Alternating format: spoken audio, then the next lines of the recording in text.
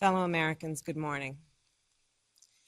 Certain dates echo throughout history, including dates that instantly remind all who have lived through them where they were and what they were doing when our democracy came under assault.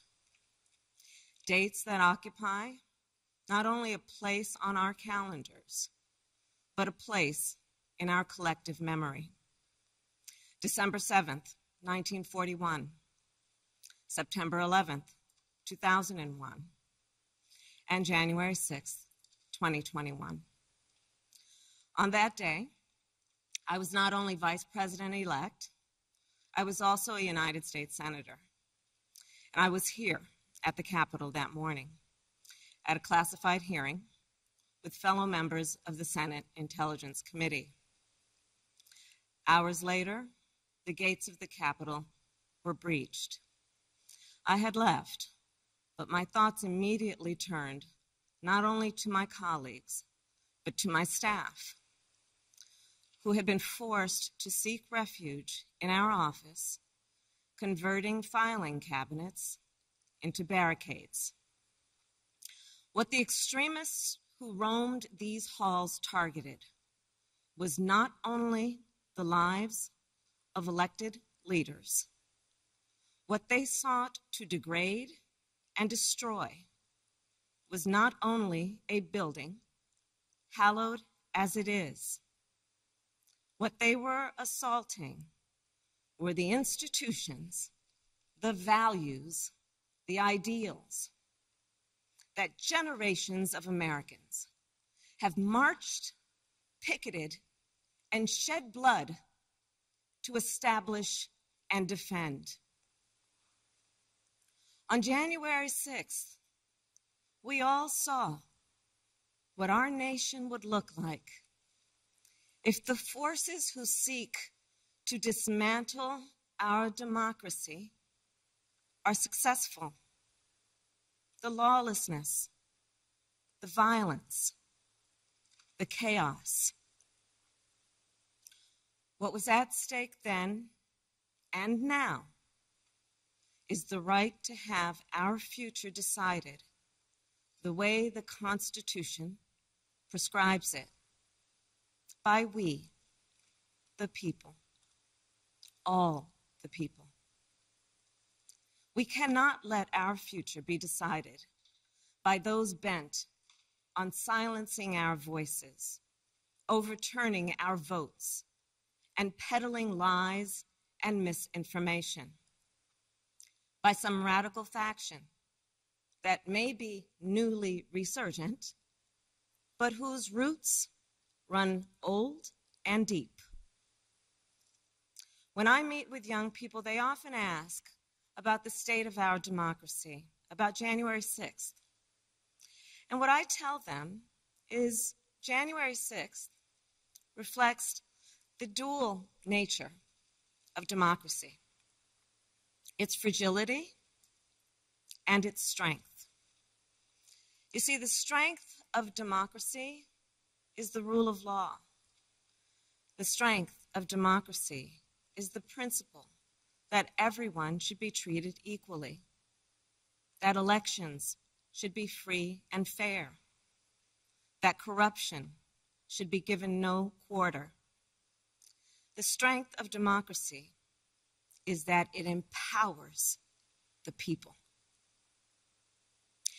And the fragility of democracy is this, that if we are not vigilant, if we do not defend it, democracy simply will not stand.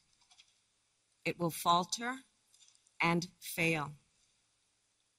The violent assault that took place here, the very fact of how close we came to an election overturned, that reflects the fragility of democracy. Yet, the resolve I saw in our elected leaders when I returned to the Senate chamber that night, their resolve not to yield, but to certify the election, their loyalty not to party or person, but to the Constitution of the United States. That reflects its strength.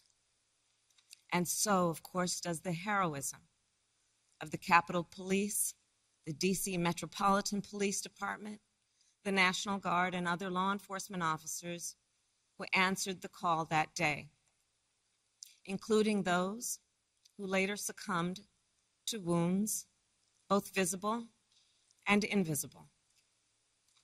Our thoughts are with all of the families who have lost a loved one. You know, I wonder, how will January 6th come to be remembered in the years ahead? Will it be remembered as a moment that accelerated the unraveling of the oldest, greatest democracy in the world? Or a moment when we decided to secure and strengthen our democracy for generations to come? The American spirit is being tested. The answer to whether we will meet that test resides where it always has resided in our country, with you, the people. And the work ahead will not be easy. Here in this very building, a decision will be made about whether we uphold the right to vote and ensure free and fair elections. Let's be clear, we must pass the voting rights bills that are now before the Senate. And the American people must also do something more. We cannot sit on the sidelines. We must unite in defense of our democracy in order to form a more perfect union, establish justice, ensure domestic tranquility, provide for the common defense, promote the general welfare, and secure the blessings of liberty to ourselves and to our prosperity and posterity. That is the preamble of the Constitution that President Biden and I swore an oath to uphold and defend. And that is the enduring promise of the United States of America.